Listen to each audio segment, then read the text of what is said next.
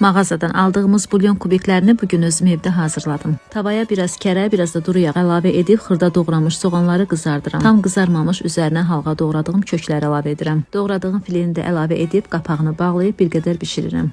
Duz, istiot, sarı kökdə vurub biraz da bişirirəm. Tam bişdikdən sonra ocaqdan götürürəm. Qaba əlavə edib üzərinə kişniş şüyüt qatıram. Blenderlə püre halına gələnə kimi qarışdırıram. Streç üzərində forma verib buzluqda gözlədirəm. Tam bərkidikdən sonra kubik formasına doğrayıb saxlama qabına yerləşdirirəm. Mən bulyon kubiklərini həm suplarda, həm də podlivkada istifadə edirəm. Ərzaqların miqdarını videonun altında qeyd edəcəm. Sizsə bəyənib yorum yazmağı unutmayın.